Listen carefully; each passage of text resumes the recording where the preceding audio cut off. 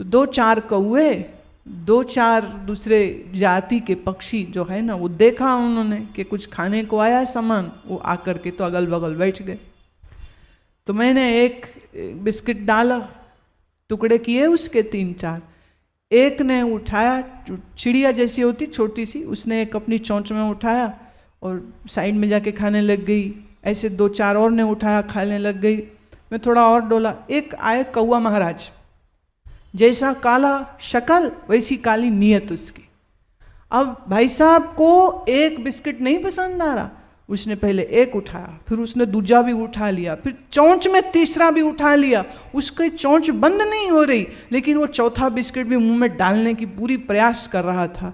मैंने कहा ये देखो, ये मुंह ही रेफ्रिजरेटर बन गया है इसका, संभाल रहा है, बाद में खाऊंगा, बाद में खाऊंगा, फिर मिले ना मिले।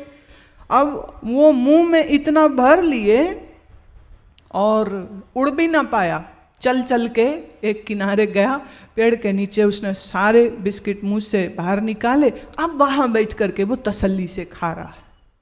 मैं देखो लालच, भले कौआ है कि मनुष्य है, और ले लो और ले लो और ले लो और ले लो, जोड़ लो, खाया जावे चाहे ना खाया जावे। पर मजे की बात यह हुई कि इतने में गिलहरी आई और वो कौवे का बिस्किट छीन के उससे ले गई। माँ इतनी सी गिलहरी, इतना बड़ा कौवा।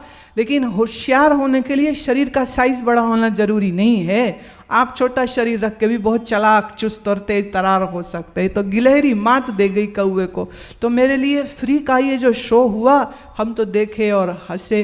कुदरत सुबान तेरी कुदरत सच्चे पातशाह, ये कैसे कैसे जीव तूने बनाए, लेकिन हर जीव के मन में स्वार्थ का गाना वही चल रहा है, स्वार्थ का राग वही चल रहा है। मनुष्य है तो स्वार्थ, पशु है तो स्वार्थ, पर स्वार्थ की भाषा से काट के हमें प्यार, प्रेम, समर्पण की भाषा सिखा देते हैं। तो ये तो प्रभु की कितनी अपार कृपा है हमारे ऊपर, नहीं? ईश्वर अनुग्रह मुमुक्षुत्वम, शास्त्र का श्लोक है। वो कहते हैं कि मन में परमात्मा के प्रेम की इच्छा, मन में मेरे मन का मोक्ष हो, ऐसी इच्छा ईश्वर की कृपा के बगैर आ ही नहीं सकता है। ये अत्यंत मार्मिक श्लोक मुझे लगा कि ईश्वर का अनुग्रह, ईश्वर की कृपा जिसके ऊपर होवे, उसी के अंदर सत्संग सुनने की भावना आती है, भजन करने की भावना आती है, सेवा करने की भावना आती है। मनुष्य के माइंड की ट्रेनिंग ऐसी नहीं कि आपे ये संत महात्मा हो जाए, आपे ये भजन करने लग जाए ना। ये तो ईश्वर का प्रसाद है, ईश्वर की कृपा है। फिर कह दूं, कहानी शुरू तो कृपा से ही होती है, लेकिन ये कृपा होती किस पर है? हाँ, ये कृपा उस पर होती है जिसके मन में किंचित मात्र कुछ शुद्धता होती, जिसके कर्म नेक होते, जिसके विचार नेक होते, जिसके जीवन मूल्य श्रेष्ठ होते, जिसके शुभ विचार हैं, शुभ कर्म है, जो कुछ शुभ भावना अपने अंदर रखते हैं, ये कृपा उनके ऊपर हो जाती। Why see a triangle will fit into a triangle box only, a triangle will not fit into a square. त्रिकोण को अगर हम किसी खांचे में डालना चाहें तो खांचा अगर चौकोर होगा तो उसमें त्रिकोण नहीं आ सकेगा। जिसके 3 कोने हैं तो उसका खांचा, उसका संचा वो भी 3 कोण वाला होना चाहिए। अगर 4 कोने का है, चौकोर है, तो फिर the square will fit into a square, a triangle will fit into a triangle, an octagonal will fit into an octagonal. आपने देखा होगा बच्चों का खिलौना होता है ये, पता नहीं आजकल थोड़ी सी माताएं गड़बड़ करती हैं, बच्चे को बस टीवी के आगे बैठा देती हैं, कार्टून लगा देती हैं और खुद घूम रही हैं, काम कर रही हैं, कुछ भी कर रही हैं। बच्चे को टीवी के साथ इतना जल्दी इंट्रोडक्शन नहीं देना चाहिए। देना हो बच्चे को एंगेज करने के लिए कि वो बिजी रहे और वो कुछ खेले और माँ कुछ और भी काम कर सके, तो कुछ ऐसे खिलौने हैं वो आप वो ज़रूर दीजिए। जैसे बच्चे को गोल दे दी चीज़ें, कुछ ट्रायंगल है, कुछ चौकोर चीज़ें हैं, तो वो एक ऐसा बोर्ड होता है, उस बोर्ड में बच्चे को ये सिखाया जाए कि भाई त्रिकोण को त्रिकोण में लगाओ, चकोर को चकोर में लगाओ। That will help in the development of the child's brain. बच्चा उससे तेज दिमाग होता है, क्योंकि ये ब्रेन की एक्सरसाइज। तो ऐसे कुछ खेल जरूर देने चाहिए बच्चों को। टीवी देख करके उनका कौन सा ज्ञान बढ़ जाएगा? कोई ज्ञान नहीं बढ़ने वाला। और सिली कार्टून्स, एक्चुअली मेरा ख्याल है कार्टून एडल्ट्स को देखनी चाहिए, क्योंकि वो इतने सड़े हुए टेंशन में भरे रहते हैं ना, हंसना ही भूल जाते। तो बड़े लोगों को कार्टून देखनी चाहिए, बच्चों को कुछ ऐसी कंस्ट्रक्टिव क्रिएटिव गेम्स देने चाहिए जिससे उनकी बुद्धिमत्ता जो है वो बढ़े, उनका बौद्धिक विकास अच्छा हो। तो हमको ये देखना चाहिए कि हमारे जीवन में उन्नति मानसिक बौद्धिक अच्छी होनी चाहिए। आजकल थोड़ा जोर, थोड़ा क्यों कहूँ, बहुत सारा जोर ना पैसे पे आ गया। मैं एक स्टूडेंट से बात कर रही थी, मैंने उससे पूछा भाई तुम क्या पढ़ रहे हो? बोले हम MBA कर रहे हैं। मैं MBA क्यों कर रहे हो? कह रहे जी पिछले साल प्लेसमेंट एजेंसी जो आई उस कंपनी ने 75 लाख रुपए से भर्ती किया। मैं अच्छा, तो तुम वो 75 लाख के लिए MBA कर रहे हो? मुद्दा क्या आ गया? सीखना, समझना, पढ़ना, बौद्धिक विकास नहीं। टारगेट क्या है? वो 75 लाख रुपए।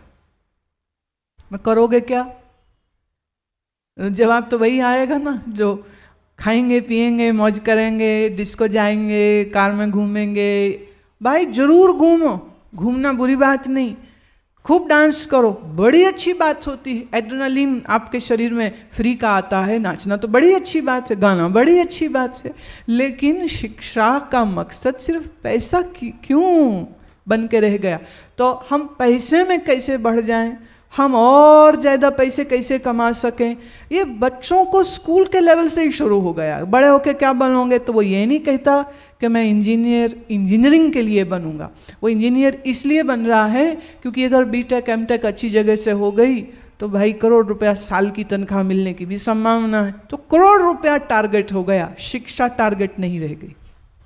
आज शिक्षा देने वाले भी इस तरह से शिक्षा देते हैं कि वो सबसे पहले लॉलीपॉप पैसे का ही दिखाते हैं, कितना पैसा मिलेगा, कितना पैसा मिलेगा। तो पैसा पैसा पैसा, भाई किस काम का पैसा? पैसा आ जाने से न तो मन का तनाव जाएगा, न टेंशन जाएगा, न स्ट्रेस जाएगा, न पैसे से सच्ची खुशी मिल सकती है। पैसे से आप अपनी शारीरिक ज़रूरतों को जरूर पूरा कर सकते हैं। और अगर कहो मन की वासना तुम्हारी भर जाएगी पैसे से, तो वो तो महाराज बड़े बड़े सिकंदरों की कभी नहीं भरी, तो तुम्हारी हमारी क्या भर जाएगी? बौद्धिक विकास हमारा टारगेट होना चाहिए, मानसिक विकास हमारा टारगेट होना चाहिए। कुछ मूलभूत परिवर्तन मुझे लगता है हमारी शिक्षा प्रणाली में जरूर होना चाहिए, बहुत आवश्यक है। पैसा ही सब कुछ नहीं है, पैसा ही ईश्वर नहीं है। पैसे के पीछे इतने पागल हो जाते हैं लोग कि कहानी पढ़ पढ़ के हैरत होती है कि ये पागल आदमी इतना पैसा लेके करेगा क्या? भूखे का भूखा रह जाएगा मन। आग में घी डालने से आग और भभकती है, कम नहीं हो जाती। ऐसे ही भोग वासना के अंदर ज्यादा जाने से वासना और स्ट्रांग हो जाती। हमारे तो शास्त्र ये कहते हैं कि भोग भी जब भोगे तो वो भी धर्म परायण होकर के भोगे। जैसे आप अच्छा भोजन खाना चाहते हैं, जरूर खाइए, पर अच्छा भोजन जब बनाओ तो उसको पहले मानसिक प्रभु को अर्पण करो। प्रभु ये आपको अर्पण हो, आपकी कृपा से ये मिला है। अगर घर में ठाकुर सेवा रखी है तो ठाकुर जी को अर्पण करो। अगर घर में कोई चित्र रखा है तो चित्र को अर्पण करो। अगर घर में तुमने गुरु ग्रंथ साहब रखा है महाराज, तो भावना उनकी तरफ करो कि यह आपको समर्पित होवे, आप ही आप कमावे, आप ही आप खावे। इससे तो भोगवाद बढ़ता है। लेकिन जब वही भोग को हम ईश्वर अर्पण करें, और उसमें एक रूल और कि मेरे आसपास बाएं दाएं कोई भूखा तो नहीं है, किसी की इच्छा तो नहीं है ये भोग खाने की, और कभी करके देखिएगा जो तुमको प्रिय हो, जो तुम अपने लिए लाए हो, और सामने किसी ने नज़र रखी है या उसकी इच्छा हो रही है, तो वो अपनी बढ़िया वाली चीज़ उसी को दे देना, लो प्यारे तुम खाओ। क्यों? ओ मूर्ति वाला भगवान तो खाएगा नहीं, भले तुम उसके सामने रसगुल्ले की प्लेट रख दो, लेकिन मनुष्य के रूप में जो भगवान आया है वो तो खूब खाएगा भी, वो मज़ा भी लेगा, और पलट के ये भी कहेगा भाई बड़ा अच्छा था, आपका बड़ा धन्यवाद, आपने अपने हिस्से की चीज़ मुझे खिला दी। प्यार बढ़ता है प्यारे, प्यार बढ़ता है। तुम खुद ही खुद मीठा खाते रहो, रसगुल्ले खा खा के मोटे ही तो होगे, डायबिटीज़ ना कर लो कहीं। कभी कभी प्यारी प्यारी जो तुम्हें चीज़ लगे वो खुद ना खा के अपने किसी मित्र को खिला दो। अरे खुद ना खा के घर में जो नौकर आया है ना उसको खिलाओ, आज आप खाइए। हम कभी कभी ये छोटी छोटी बातें भूल जाते हैं। हम अपने घमंड में, हम अपने अहंकार में हमारे लिए जो सेवा कार्य करते हैं उनको सम्मान नहीं देते। कभी कभी किसी मंदिर गुरुद्वारे में भोग चढ़ाने की अपेक्षा जो घर में नौकर चाकर काम करते हैं ना, बढ़िया सा भोजन उनको खिलाइए, बढ़िया सी मिठाई उनको खिलाइए। ये तो साक्षात प्रभु है, चैतन्य प्रभु है, सिर्फ जड़ मूर्ति नहीं है, चैतन्य परमात्मा है। जब वो उसको खाएगा तो उसकी आंखों में जो प्यार, उसकी आंखों में जो धन्यवाद आएगा, प्यारे वो धन्यवाद किसी मंदिर का कोई ब्राह्मण, किसी गुरुद्वारे का कोई भाई तुमको दे नहीं सकता। थोड़ा थोड़ा मानवीयकरण करना चाहिए, थोड़ा थोड़ा मनुष्यों में उस ईश्वर की झलक को देखने की कोशिश करनी चाहिए। थोड़ा थोड़ा, ज़्यादा ना सही, कभी कभी सही, किसी किसी दिन सही। देखो लोग कई सोमवार को व्रत रखते हैं कि आज शिव जी का व्रत है, कोई मंगल को रखते हैं आज हनुमान जी का व्रत है, कोई शुक्रवार को रखते हैं कि आज देवी का व्रत है, कोई शनिवार को व्रत रखते हैं कि आज शंकर जी का व्रत है। रखो व्रत, लेकिन व्रत का असल मजा तो आवे खुद ना खाए उस दिन, थोड़ा दूध फल बस ले ले, लेकिन कुछ अच्छा सामान बनाकर किसी और को भोग लगावे, किसी और को भोजन करावे। और ऐसे नहीं करावे कि जैसे हम एहसान कर रहे हैं तेरे को, याद रखिए मैंने रोटी खिलाई तेरे को, याद रखिए मैंने रसगुल्ले खिलाए तेरे को। नो नो नो, ऐसे खिलाए जैसे साक्षात प्रभु शबरी के घर जैसे राम आए थे ना, ऐसी दृष्टि के साथ उसकी सेवा करके उसका आनंद की अनुभूति जो तुमको होगी वो खुद खा करके नहीं हो सकती। मानवीयकरण सुझाव देती हूँ एक, तुम्हारे बच्चों का जब जन्मदिन हो तो जन्मदिन में बच्चा पार्टी करे, केक काटे, नो प्रॉब्लम, कर लेने दो, लेकिन उसकी सुबह की शुरुआत ऐसे करिए, किसी अनाथ आश्रम में, किसी ओल्ड एज होम में उसको ले जाइए और उसको कहिए कि यहाँ जो है ना इनको फल खिलाओ, इन्हें दूध पिलाओ, इनको मिठाई खिलाओ। जिनको कोई पूछता नहीं, जिनको कोई प्यार नहीं करता, जिनका कोई अपना नहीं है, उनके अपने बन जाओ। जो आशीष तुमको वो दे सकते हैं, जो शुभकामनाएं आपको वो दे सकते हैं, वो आपके दोस्त मित्र रिश्तेदार नहीं दे सकते। सच बात तो ये है, तुम दोस्त मित्र रिश्तेदार घर बुलाते हो, पार्टी करते हो, वो आते हैं, वो खाते हैं, पर वो दिल ही दिल में ना तुम्हारे नुक्स ढूंढ रहे होते हैं, ये भी ठीक नहीं है, पकौड़े सी कोई गंदे थे, कोई केक था वो बुरा था, कोई डेकोरेशन थी, इनको अक्ल ही नहीं है, वो तुम्हारी बुराई करके चले जाते हैं, मुंह में मीठे, पीछे पीछे कड़वाहट रखते हैं।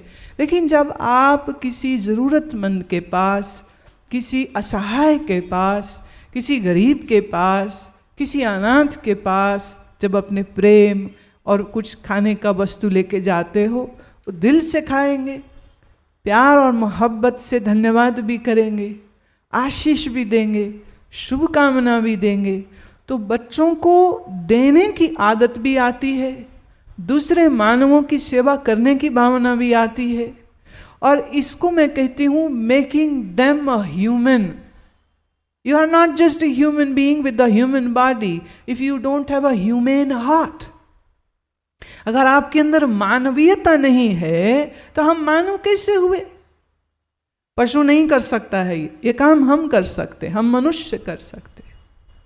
तो गुरुदेव कह रहे हैं कि इस संसार में करोड़ों अरबों मनुष्य हैं जो स्वार्थ की भाषा बोलते हैं, स्वार्थ की भाषा करते हैं। और गुरुदेव मेरे प्रभु, मेरे दाता, आपने कृपा करके मुझे सत्संग की राह पे लगा दिया, मैं तो कुर्बान जाऊं। मैं कितना धन्यवाद प्रभु आपका करूं। ये आपकी ही रहमत है जो मेरे पर ये प्रसाद आपका प्राप्त हुआ। जिन गुर सेवयातिस पवना व्यापे। अब जिनके हृदय में प्रभु स्मरण होता है उन्हें डर नहीं होता। याद रखना, डर एक तामसिक वृत्ति है। डर अंधेरे का दूसरा नाम है। जैसे अब यहां रोशनी है तो अंधेरा यहां नहीं है, और अगर रोशनी न रहेगी तो अंधेरा ही तो रहेगा। ऐसे ही मन में डर तब आते हैं जब मन में प्रेम की, ज्ञान की रोशनी नहीं होती। मैं आपसे पूछती हूं, आप अपने आप को पूछिए, क्या आपको डर लगता है? क्या आपके मन में भय आता है? बच्चों के लिए, घर के लिए, स्वास्थ्य के लिए, अपनी सेहत के लिए, घर वाले की सेहत के लिए, माँ बाप के लिए या पैसे के लिए, कोई भी डर, कोई भी चिंता क्या आपके मन में आती है? अगर जवाब है हाँ, तो इसका अर्थ ये है कि अभी मन में ज्ञान की रोशनी नहीं है। जो मन में ज्ञान की रोशनी होती तो तुम्हारे मन में कोई डर रह नहीं सकता है। जिससे यह विश्वास हो कि मेरी श्वास श्वास जो आ रही है और जा रही है ये भी मेरे ईश्वर की दी हुई, मेरे दाता की दी हुई है। तो जो दाता मेरे इतने करीब है, जो मेरी पलक भी झपकती है तो उसकी शक्ति से झपकती है, जो मेरे कान सुनते हैं तो उसकी शक्ति है तो सुनते हैं। हम चाहें तो अपनी इच्छा से ना एक सांस भी नहीं ले सकते। एक सांस भी हम अपनी इच्छा से नहीं ले सकते। क्या आप सांस लेते हैं या सांसें आती हैं? सोचो, खुद ले रहे हो, आप ही आप ले रहे हो। अगर आप ही आप लेते तो रात गहरी नींद में जहां यही नहीं पता चलता कि घर में सोए कि बाहर सोए, कंबल ऊपर है या नहीं है, चद्दर निकल गई कि नहीं, जहां हम इतने बेहोश होके पड़ जाते हैं नींद में, वहां सांस लेने की याद रहती है क्या? सांस तो अपने आप आ रही है और अपने आप जा रही है। ऐसा इनवॉलंटरी सिस्टम, वॉलंटरी भी है पर इनवॉलंटरी मेजरली है, अपने आप चल रही। कब तक चलेंगी सांसें बोलो? इस दुनिया में कोई ये इंसान नहीं कह सकता है कि मेरी सांसें इतनी देर तक चलेंगी। So in a way, every breath which you are taking is blessing of my Lord. ये प्रभु की कृपा है इसलिए सांस आ रही है, ये प्रभु की कृपा है इसलिए शरीर भी चल रहा है। कभी कभी जब किसी टर्मिनली इल इंसान, जो गंभीर हालत हो गई कि डॉक्टर जवाब दे देते हैं, तो ऐसे में वो क्या बोलते हैं डॉक्टर जी, पता नहीं 24 घंटे निकलें चाहे ना निकलें। अरे भाई, तुम्हारी टेक्नोलॉजी है, गैजेट्स हैं, मशीनरी है, तो टेस्ट करके बता दो ना कम से कम कि कब तक। वो कहेगा ये हम ऐसा नहीं कह सकते, 24 घंटे निकल जाए, में भी 72 घंटे निकल जाए, में भी 48 घंटे निकल जाए, बस इतना दिख रहा है कि जीवन ज्योति बुझ जाएगी, अब हम कुछ कर नहीं सकते। एक रफ आइडिया देते हैं, दे कैनॉट बी प्रिसाइज। फिलहाल अभी ऐसा कोई पैथोलॉजिकल टेस्ट नहीं आया है जो कंफर्म करके मुझे ये बता दे कि ये शरीर का दिल धड़कना कब बंद होगा और दिमाग चलना कब बंद होगा। तो जो चल रहा है दिल, जो धड़कन आ रही है दिल में, जो सांसें चल रही हैं, तो ये मेरे प्रभु की रहमत ही तो है ना कि चल रही है। इसलिए हर सांस में उसको याद कर, हर सांस में उसको याद कर। जितनी बार पलक झपके उतनी बार उसकी याद आनी चाहिए। जितने बार तुम कुछ खाते हो और निगलते हो उतने बार प्रभु की याद आनी चाहिए, क्योंकि उसकी मेहर है तो शरीर चल रहा, आंखें देख रही, कान सुन रहे, जीवन का ये सब रंग तमाशा चल रहा है। तो उसकी कृपा नहीं है तो और क्या है। हमारा मन ये बात को भूल जाता है, इसलिए हम लड़ते रहते हैं, भगवान से भी लड़ते रहते हैं, किस्मत से भी लड़ते रहते हैं। ये नहीं है मेरे पास, वो नहीं है मेरे पास, मुझे ये कब मिलेगा, मुझे वो कब मिलेगा। और हम ये भूल जाते हैं कि जो कुछ हमारे पास आज है वो प्रभु की देन नहीं है तो और क्या है, उसका अनुग्रह नहीं है तो क्या है।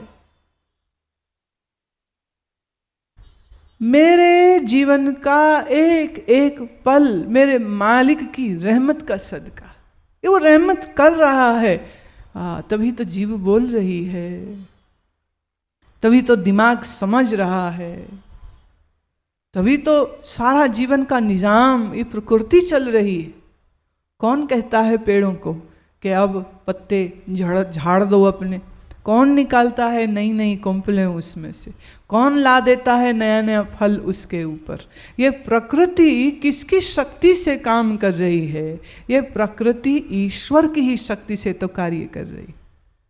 मुझे भूलता नहीं है, हम एक बार एक महात्मा के साथ बैठे थे, गर्मी के दिन थे, तरबूज आया, तरबूज लगे जो काटने, मैं थी, वो थे, एक उनके आगे सहयोगी थे, हम 3 लोग ही बैठे थे।